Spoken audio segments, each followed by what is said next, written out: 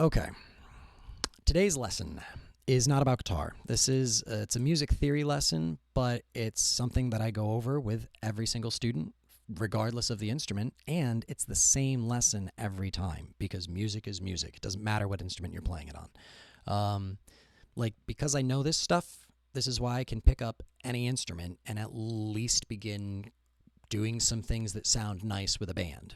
So long as I can get the instrument to make sound, like that's its own problem. You know, if you're picking up a new instrument, first you got to if you're a brand new musician, you've never played anything, you got two hurdles to overcome. One is learning how to play your instrument, whatever physical things are needed.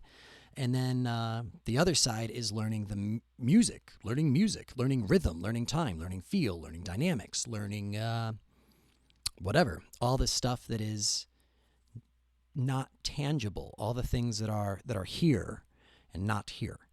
So, and this is why it's easier if you pick up a second or third instrument, because you got to learn the new physicality for this new instrument, but musically, like, and you get it. You know, I've been practicing the trumpet. I'm going to use that in this video for the practice sake, and the sax, which I've been playing a little bit, and I'm not good at them, but like whatever. But I can get them to make noise. And because I know my scales, I know what noises are going to sound good with these backing tracks and stuff that I'm going to use for the examples. So let's dive into this. What is this sheet that I don't think I held this up yet. Not in this take. I've done this a couple times. Pause and copy this down, assuming you want to grasp some things. If you want to get better at being a musician, in my opinion, whatever. What do we got on this sheet? The top third of it is just, these are all the notes of music. This A and then B flat, A sharp thing. This is the same note. It's got two names. There's a lot of reasons why, but don't worry about it. I just wrote it down because whatever. But these 12 notes, that's all we got in music. Everything you've ever heard. And the next two chunks, major and minor thing with all the numbers and the little stars and crap, these are essentially the recipes for the major and the minor scale. We're going to mess mostly with major, but it's everything with minor is the exact same concept. You just do this new thing, but, well, let's go over what the thing is. So this recipe for the major mode, what do I mean by recipe? So music is math, right? It's all numbers. Not that you have to think about numbers, because it's like your instruments are tuned to all the right numbers automatically, kind of, I guess, way to think about it. But you can see that the major scale has 7. I wrote up to 7. 1, 2, 3, 4, 5, 6, 7, right? And that is because if you think of Sound of Music, and which I wrote down underneath that, you got your do, re, mi, fa, sol, la, ti. And then technically there is no 8 because we go back to do. Do, re, mi, fa, sol, la, ti, do, re, mi, fa, sol, la, ti, do, do, do. And off we go. So there's only 7 notes in the scale, but we have 12 notes to choose from. So whenever songs are put together, they choose a team of notes, a family of notes. We call this a key. And then the key, you mix and match those notes in different ways to create the chords and, well, the scale, it's there and whatever. But so let's take a song, for example. You show up to some jam or some open mic night, and I want to take one other side little note. So the other videos that I've put up with guitar where I'm teaching how to play a certain song, or at least the chord progression to it, that kind of practice is a wonderful thing because you know what you're trying to sound like, which means it's like if you're learning to cook, you want to start by cooking dishes that you know what they taste like, so you know if you're accurate or not. Learning songs like that, like I showed, that's good stuff because you know what it's supposed to sound like, you got something to go after, and you know when you get it. What I'm going over today is going to let you pick up an instrument and sound good, but it's like, but it's not teaching you a song. It's going to be teaching you the chemistry behind the song kind of thing. A way to think about this is like, say you want to go play a sport. You want to go play basketball, football, anything, soccer. And so you go out and you just play with friends or a random group on the weekend, and you just meet up at a field or court, and you just go out and play and have a good time, get some exercise, and then, call it a day and you go home. Versus if you sign up with a team and now that team gives you a playbook, and now you've got to learn the playbook because you're taking it more seriously and whatever. This practice is kind of like the free jam. Just hang out, just play, just do your thing. It's not going to teach you songs. But it's still a great way to practice, I think, because this is how I practice new instruments. I pick up the trumpet and I put on a backing track or a song that's in the key of D. We'll use that as an example. And then I get my D major scale and I just jam along with it, because right now I'm new enough that I don't care to learn songs. I just want to get my lips buzzing, and I want to connect my brain to my lips for the pitches that I need. It's just strengthening the neural network from my brain to my lips to work that instrument while my fingers are still learning the notes. And it's just time. It's just time. But I enjoy this instrument, so I'm going to do that. Anyway, so let's use the sheet and figure out what are we doing with this thing. So if I'm going to play a song in D major, for example, I'd show up to a jam and that's what we got, whatever. What notes do I want to play? So whatever instrument you have, you're going to need some sort of finger chart to tell you what the notes are. Side note here, if you're playing a wind, woodwind, or brass instrument, they are... Don't panic if anybody hears this and you start to panic, don't. It's okay. There's a lot of instruments in the wind, woodwind, and brass families that are called transposing instruments, and that means when you look at their fingering charts and it tells you what notes it's playing, it's different to everybody else. It's like, imagine there was an artist who just called all the colors by different names because they were colorblind or something. I'm not saying that these musicians are deaf. It's just it's the nature of the physical properties of the instruments. And again, there's reasons why they do it. But so my trumpet is a B flat trumpet. The fingering chart for my trumpet, all the valves open, is a C, but it's not. It sounds like a B flat. That's why they call it a B flat trumpet. So my fingering chart is incorrect to trumpet players, but correct to the rest of the world that actually goes by the regular notes. So yeah, if you take away today's lesson and you're playing one of those instruments that transposes, you'll probably have to reach out to somebody to get a little more advice or something like that, or you're welcome to shoot me an email or whatever, because I can help out. But yeah, moving forward. So D major, how do we use this chart? If we start with D as 1, D is do, because we're D major. That's the name of the scale that we're in, like the key that we're in. So D is where we start. Now, if we look at the numbers 1, 2, 3, 4, 5, 6, 7, you can see 1 and 2 are farther apart. And then 2 and 3 are further apart. 3 and 4 are close together. And then 4 to 5 is far. 5 to 6 is far. 6 to 7 is far. And then the 7 looping back around to 1. I know we say 8, but whatever. There's another small gap. In the music world, we call these half steps and whole steps. So the recipe to a major scale is do, whole step, re, whole step, mi, half step, fa, whole step, sol, whole step, la, whole step, ti, half step, do. And so if we start with D, for our D major scale, D is 1. We take a whole step, which means we skip over the E flat D sharp mess, and we go to E. E is our second note. Now, this is where if you're new and you're going to figure these things out, you'll want to write these down. Like when I'm learning a new instrument, I have my notes. Use your notes. Eventually, your instrument becomes second nature, but it takes long time for that. But yeah, so do is D, 2 or re is E. Now to get from re to mi, another whole step. So I'm on E, I have to skip over F and get to F sharp or G flat. We would call this F sharp technically, but again, they're the same name, and for my intents and purposes or whatever, don't Not worried about it. But F sharp. D, E, F sharp. Now, mi to fa, 3 to 4. That's only a half step. So we're going to go right from F sharp to G. So far, we have D, E, F sharp, G. And then fa to sol, or 4 to 5. We skip over to A, sol. And then we skip over to B, la. And then we skip the C, go to C sharp. And then T, I've lost myself sound-wise. C sharp is 7, and then we're back to D. So, recap.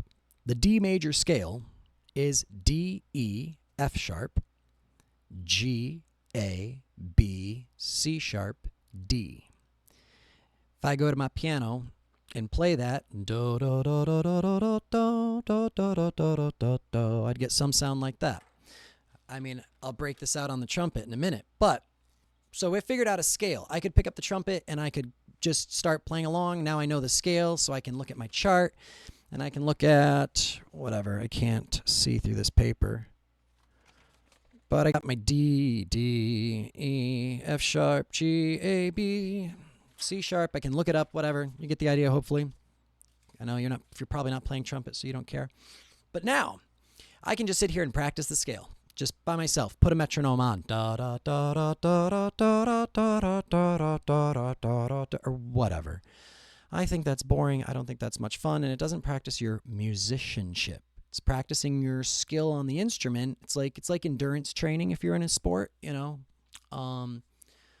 But now let me yank up some YouTube here and show you what I'm looking at. D major. Okay, so let's bring this up now. Shabam. Okay, so I got onto YouTube and all I did was type in D major backing track. So now, most of these things are basically elevator music in different styles and different genres, and most of them are going to be D major because that's what I typed in. But of course, YouTube is like, hey, did you mean C major? No, I didn't, but whatever, we'll get to that. So I can pick any of these. I'm going to soulful, mellow, groove guitar backing track jam in D. Let's check this one out. By Elevated Jam Tracks. I like a lot of his stuff. He's got some good tunes. Grammarly's top 3. We're going to pause you. So, okay. Now, whatever song comes up is going to be D major. I don't know what chords are in there. I don't know what the order of the song is. I don't know, like... As a musician, I hear it's in the key of D. This is kind of like if you're a cook and someone just dropped all the ingredients off and said, okay, make it. And you're looking at the ingredients trying to figure out what the recipe must be. Maybe that's a fair analogy. Now, because I know the notes that are in it, D, E, F sharp, G, A, B, C sharp, D. How are they playing them? What's the order? I don't know. I don't know the playbook, but I at least know the sport in the game. Using my chart, I know how to get the instrument to create these notes. And this is where, like, all the instruments are different. I'll take a note to say, if you're playing a stringed instrument, violin, viola, cello, that's also extra tricky because, like a guitar, if you play it, every time you push down on a string, a fret locks that string into place. When you are playing a horn instrument like this and you press a valve, it changes the length of the tubing and stuff, and it locks your note into a certain spot. Take it with a grain of salt. If you're a horn player, you get it. But a violin, there's no frets. Like, you can just slide your finger and you can hit. Talking about how music is math, the frets on a guitar automatically lock you into the frequencies that you need, whatever they are, 100 hertz, and then 167 hertz, and then 243 hertz, and then 372 hertz. I don't know. With a trumpet, same idea. I push down a valve, and this takes me to a certain set of intervals that are going to, assuming they're the ones that I want, I can change my set of intervals. Violin, you don't get that. You can slide your way up, and you can hit every single number along the way, every digit. And so with a stringed instrument, you have to know the scale and the intervals by ear much more. Like they put tape on kids' violins, or new students' violins, so you can see where your fingers are aiming for, but like use your ears while you're doing it. The ear is king. The ear is king. At least in music, Okay, so let's see here. I'm going to jam along with this song. I've never heard it. I don't know, but it's in D. So assuming I just play D, E, F sharp, G, A, B, C, sharp, D, they should sound relatively good. And I'm just going to kind of mix and match. Again, I'm just feeling the instrument out. So before I even start playing the trumpet, I want to listen to this to get my ear so I can have an idea where D is.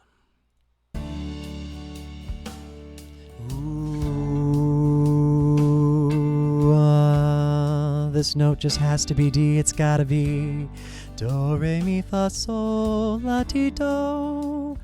That's what I'm shooting for with this sucker.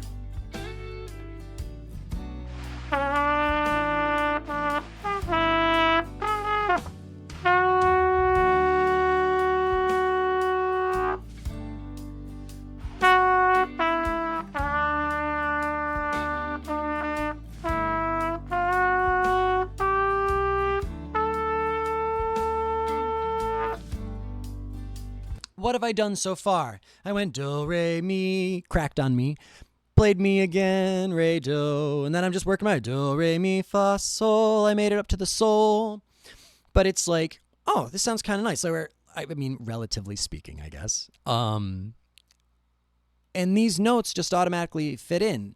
Like I could play a C major scale. Like if I look at this and I play C major, it might sound nice on its own with the trumpet. If I play it alone, like I'm just going to play do, re, mi, fa, sol, or try to, but in the key of C. So everything's going to be a little lower.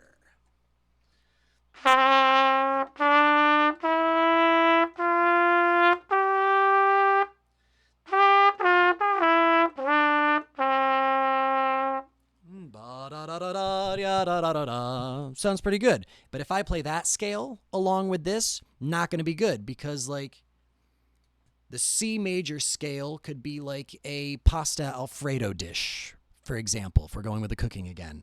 And that's a great dish. But playing D major could be considered like a barbecue dish. And like, sure, they are delicious on their own, but if you try mixing them together, I mean, maybe somewhere. Give it a shot, Garrett. Good luck. So I'm going to play C major against this D major track. And you're going to hear it's just like, ooh, it's not very nice.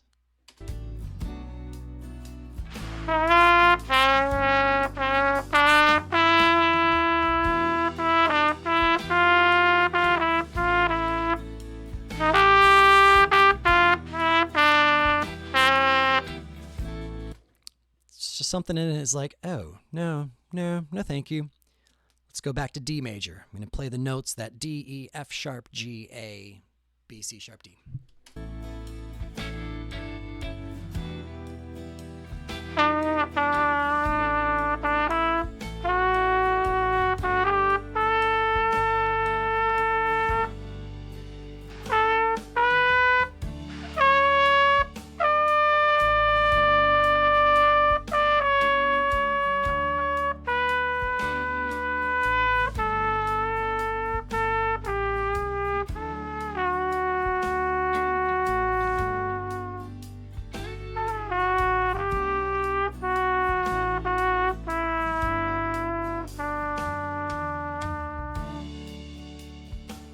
And it almost sounds like I know what I'm doing. And that is the benefit of having a band behind you. You don't have to do much. Like think about love songs or something, ballads, where the guitar solo is really just this soft, slow, little smooth thing, and it's not flashy at all, but it's pretty and it sounds nice. It's because there's a band still pushing that sound. That solo is just a little cherry on top. Now, obviously, if you're talking like Sweet Child of Mine or Eddie Van Halen or whatever, like some crazy thing, well, that's like the guitar solo is now the cherry and confetti and like whatever. I don't know. Let's do this whole example again. I'm going to choose a different key, choose different notes, jam along with another little track, and then I'll do that, and I'll do it on the guitar and the sax for just to like show how it's really, this is the concept, not the it's not a practicing, not telling you what to practice, just telling you, yo, this is how music works and how you can sound good easily, I guess, you know. But here's my saxophone chart, because it's an E flat saxophone, but I don't want to do that transposing bullcrap in my head. So I crossed out all the notes and I wrote down what they actually sound like. Like if I held a tuner up to the saxophone, the notes that I wrote in, that's what the tuner would say. But anyway, yeah. So let's do another scale. Let's do, what do you guys think? E major? Good idea. E major. Backing track. And I'll let the ads go through while I pick something. Dreamy melodic rock backing track. Let's check that one out. So the other thing too here is I don't know what I was gonna say. Shoot. Oh well. So I haven't even heard this yet, but that's fine. Let's figure out what notes am I even gonna play.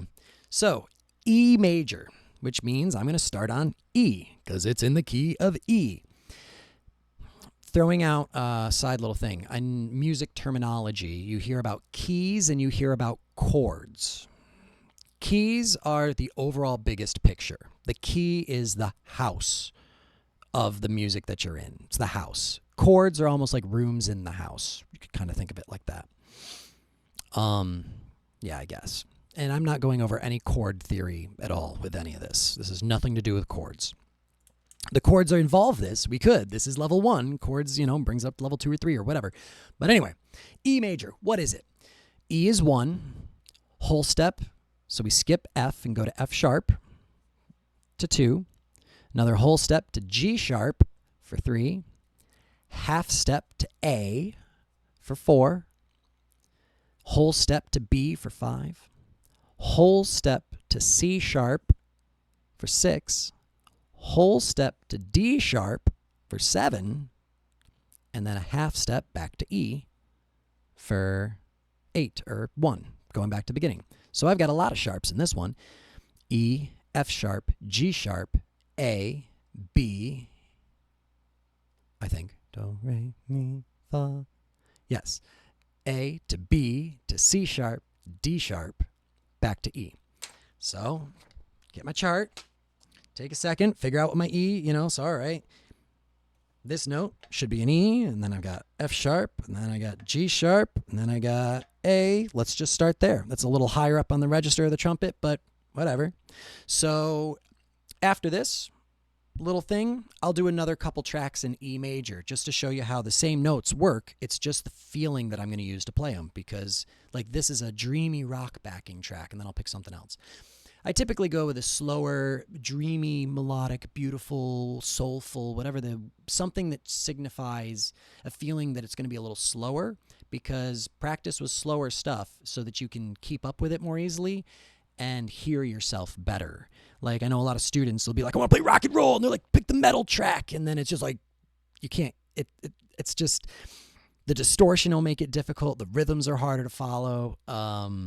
Start with a little cheesy, pretty stuff, just so you can like get a feel for your instrument, in my opinion. Funk is a lot of fun too, and he's got that nice Charvel. I like those.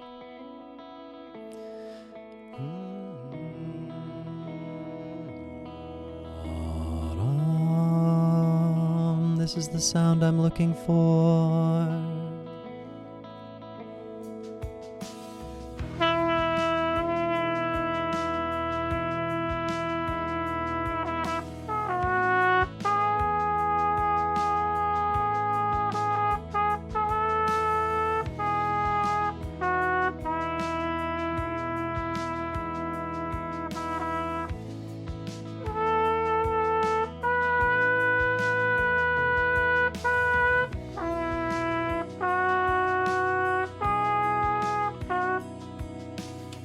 whatever. It sounds kind of nice. And I just went E, F sharp, G sharp. I think I hung on that note for a while. Whatever. Obviously, if I want to practice my scales in more of a typical fashion, like old school, along with this, I could. Just da na na na na na na na and walk it back down. And probably sometimes I do. Whenever I practice like this, I end up. Let's talk about some methods here. So I can practice what I'm doing right now, which is just trying to smoothly transition from note to note, try to get some duration, try to stay accurate in the pitch and not let it fluctuate, keep my air support, blah, blah, blah, blah, blah, blah, blah, blah, blah, blah, blah. And so that's what I was doing. But then maybe next I'll try practicing octave jumps because it's a kind of a trait of the brass family, I guess.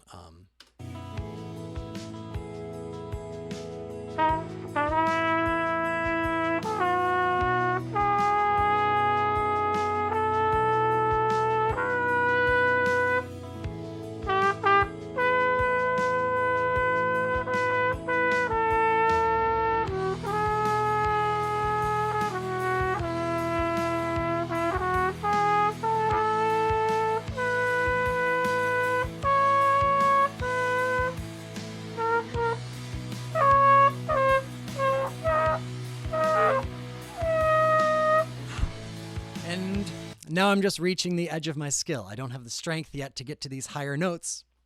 High notes, trumpet players are like, newbie, you'll get there. But so I can use that as a time to practice. You know what? I can try going from that low E from do all the way to the high do, just jumping from one to the other, see if I can lock it in. I'm not going to do it right now because I'm not here to practice in front of you, just to try to give you this is a way to do it. So, okay, I'm jamming along with this little pretty track, whatever. Let's go to E major backing track, funk. And so it's going to bring up a new set of things, real funk and guitar. All right, by Music Jam Tracks.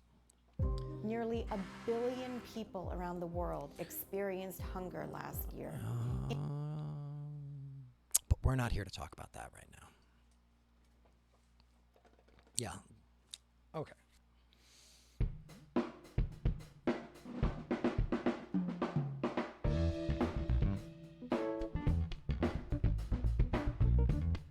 So it's a whole different feel, whole different groove. But I'm going to play the same notes that I just did. I'm just going to change how I'm playing them.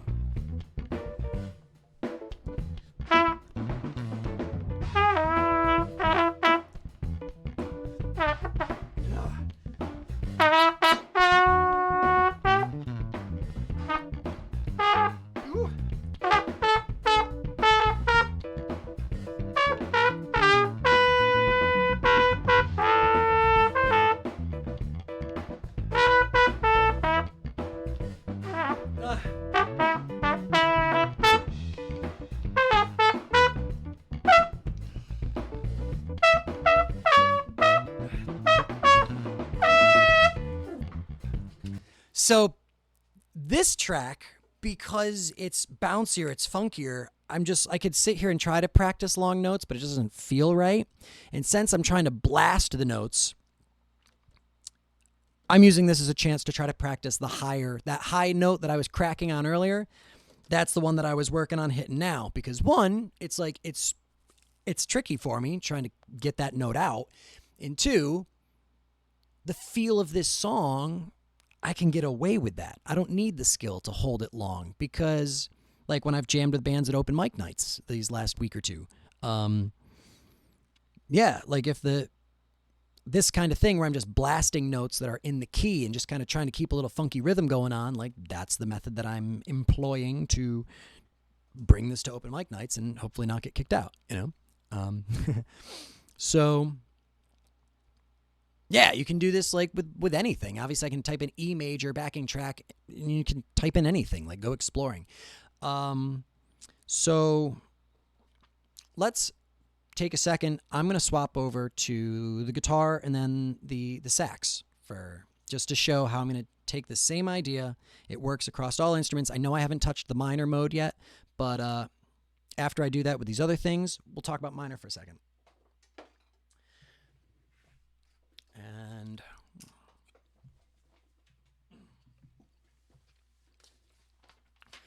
So for guitar,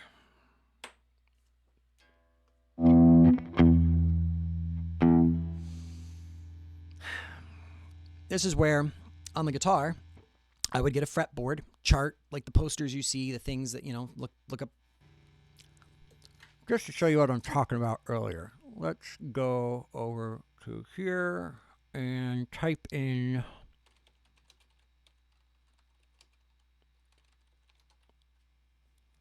bam, anything like this. Because now it tells you the notes on the strings. So I'm playing E major. Okay, so I figured out the notes. We talked about it earlier. E, F sharp, G sharp, A, B, C sharp, D sharp, E. I can look on here and figure out where it is. Oh, hey, look at this. The 7th fret. Why do they use Roman numerals? You're crazy. 7th fret of the A string is an E. And then I get this note right over here for F sharp. And then I get this one, And obviously, looking at this chart is intimidating. Is it more intimidating than this? Or the other one that I've been holding up? I don't know. Whatever. It's like you got to put in, if you want to learn it and you want to know it, you got to sit down and put in your homework at some point. It's just suck it up, I just try to find a way to make it fun. So I got my scale, E, F sharp, G sharp, A, B, C sharp, D sharp, E, and I found an E major scale right here in the middle of the guitar. That's right.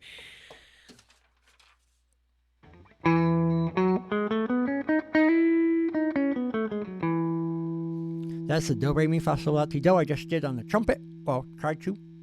But let me play those notes along with this.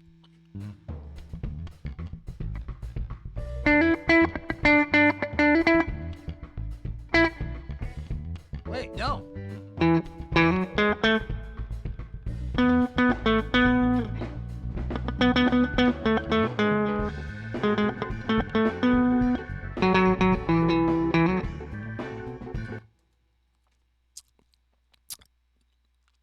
This has this weird, this is getting pretty jazzy, so like the guitar sounds a little funny to it.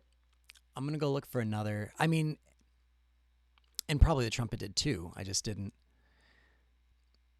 catch it or whatever. It's newer to me, but there's something about this one like that's, I want to use the minor 7th theory crap. Let's just go back to E major. So, what was that one that I played earlier? It's gone now.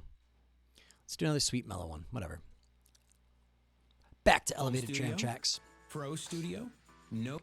So, but I can take that major scale, and assuming this one's actually like more E major than the last one. Just a lot of spice in the last one.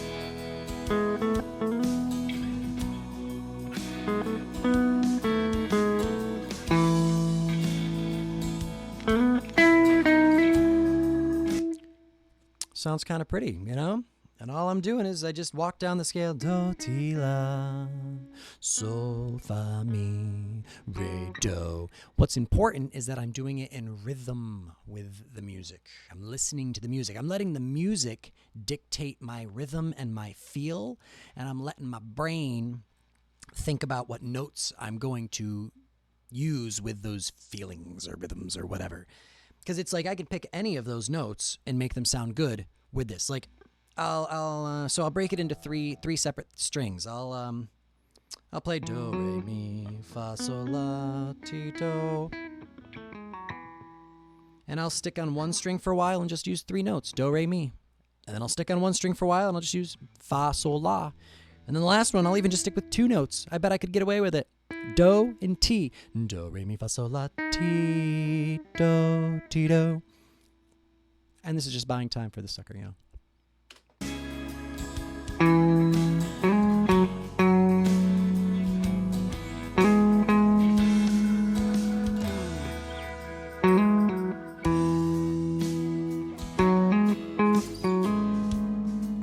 This is just do, re, mi.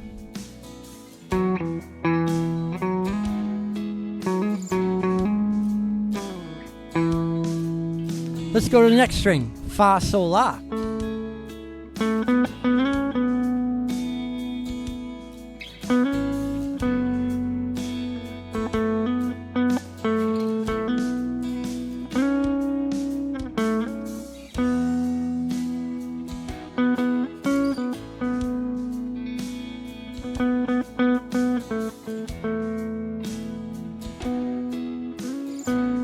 Let's go to the next string. There's my do.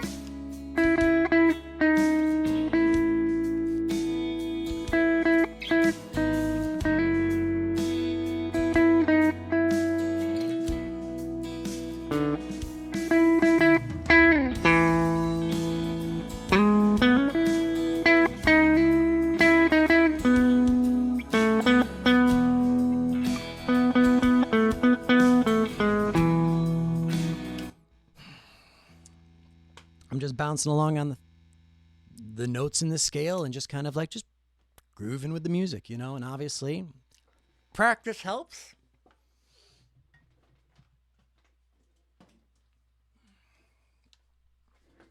And I cannot stress enough.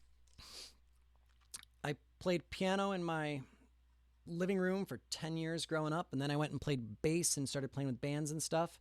And how much more quickly I excelled as a musician once I was playing with other people. Going back, like using sports analogies, it's like imagine you get two guys that want to play basketball, or girls, whatever. One of them goes out and practices drills and shoots against the backboard on their garage for an hour a day. And the other guy goes out with some people that he knows or doesn't know, whatever, and goes out on the courts and just plays every day and just does the best he can. They both do that for a year, and then they both jump on a court to play with a team. Obviously, the guy who's played with a team is going to be, he's got to be better. Just because, like, the other guy, who maybe he's got some really cool tricks and drills and stuff that he's done, can make some pretty cool shots, but he's never had to deal with the game. He never played a game, you know? And it's like all those sonatas and whatever that I learned through school, it was cool and it taught me dexterity and got my brain working musically, but like something changed once I just started playing with other bands. So, but all right, so I whipped this sucker out for some squeaky notes, and I'm going to use my chart. I'm going to look at that E, F sharp, G sharp, A, B, C sharp, D sharp, I think it was. I'm sure I'll find out.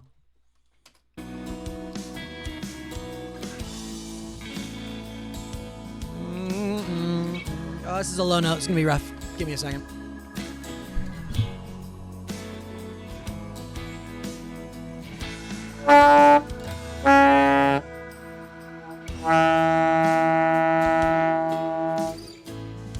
There's my E. Okay.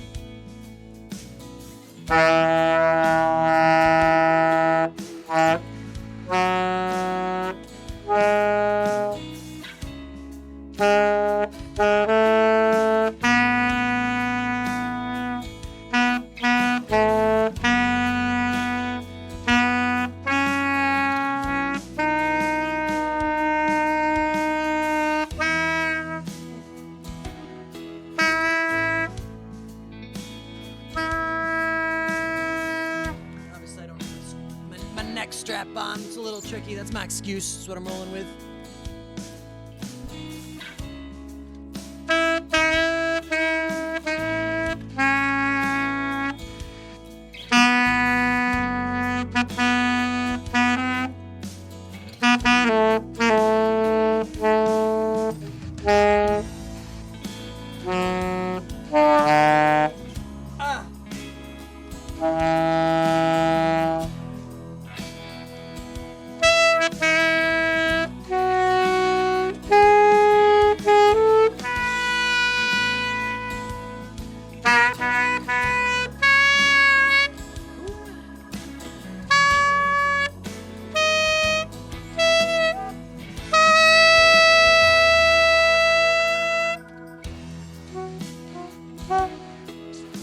I want that low note. Anyway, so hopefully at least put together that it's like, no, it's not going to make you good at the instrument, but it's like, oh, you at least know what you're shooting for. Tie this off. Just I'll take one more minute and do an example in minor mode. Minor gets a little more finicky because there's just more alterations that'll be made to it in the wild in music, but oh well. So let's say we're going to do a song in, you know what? We've been doing E major. Let's do E minor. What is the E minor scale? Well, we're going to start on E. And then that's 1 for minor. Now 1 to 2 is one of those big steps. So E to F sharp. 2 to 3 is now one of the small ones.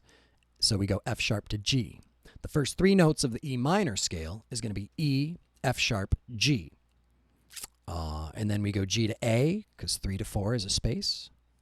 4 to 5 is a space, so we go A to B. 5 to 6 is small space, so B to C. 6 to 7 is a big step to E, or full step, whole step.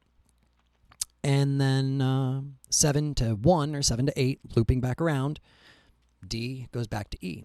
So the E minor scale is E, F sharp, G, A, B, C, D, E. Just F sharp. Let's type in E minor.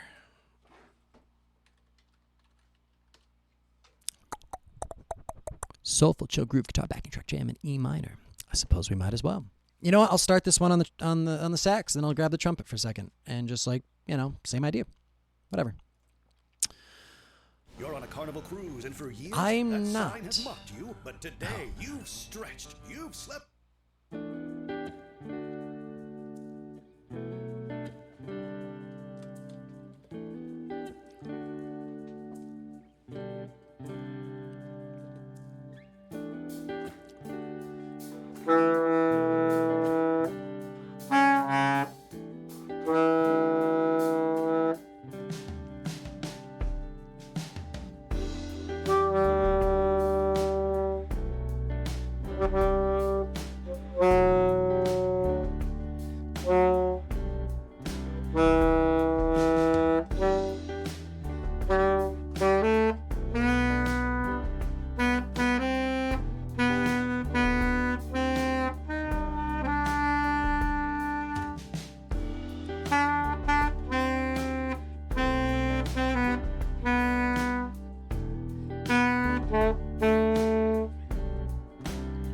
I just realized you probably can't hear because it's not aiming down at the sax, but oh well. That's all you get.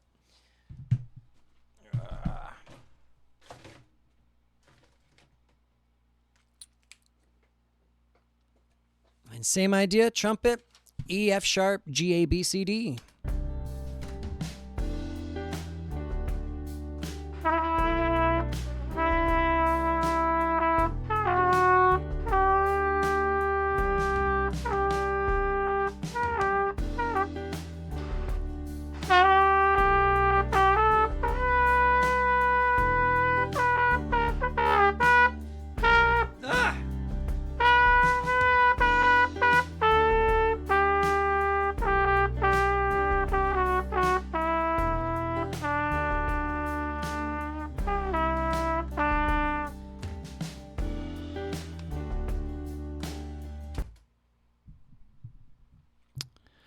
Major's more important anyway, I think, to start with. Gives you a lot to work with. And it's easier on the ears. The major mode is, society just resonates with it more, I think, because it does. But this is probably a little confusing. Give it a couple watch throughs if you're interested or you want to pick it up. Feel free to reach out, ask questions. If there's anything that really you had a rough time with, but good luck.